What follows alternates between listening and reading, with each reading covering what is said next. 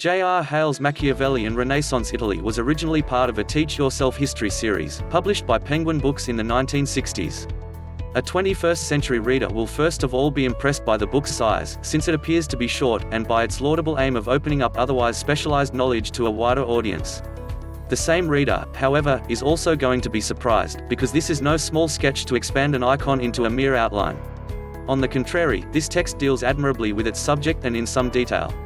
It is, in the end, actually quite a long read because of the book's intensity and the level of detail presented. The picture that it paints of its subject, however, will appear doubly surprising for anyone who can associate Niccolò Machiavelli only with the prince. J.R. Hale's book is a biography first and a history second. By its end, we have a thoroughly rounded portrait of Machiavelli, who turns out to be a rather complex, somewhat vulnerable, if also self-confident conservative. He is best known for a treatise on cutthroat politics, presenting a prescription that many others have dissected and some have tried to follow, believing it to provide a recipe for success. Machiavelli the politician, however, was only partially successful in the pursuit of his own career, and spent much of his life sidelined by the higher and mightier, often frantically trying to prise himself through any crack that might lead back inside the power structure. The creative or academic side of Niccolò Machiavelli's genius, however, seems to be largely unknown to modern audiences, but Hale's book deals admirably with all of Machiavelli's achievements. Machiavelli was an historian. Indeed, he was commissioned to write a history of Florence. He was also a linguist of sorts, a bit of a pedant in the area, if truth be told. Like all such types, he was right, sometimes. What is less obvious from our distance in time is that he was also a poet and a playwright, with some of his stage works being quite well known to contemporary audiences, since they received numerous performances.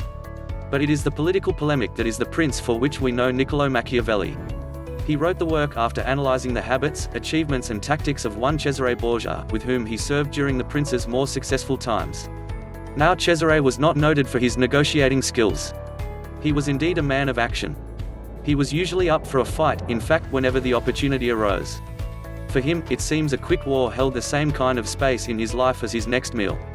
Machiavelli's own account of a conversation with Cesare relates that Lucca was a rich city, and a fine morsel for a gourmand. Then, commenting on Cesare's methods, Machiavelli records that a certain Messer Ramiro had been cut in two and left in the piazza at Cesena so everyone could see the handiwork.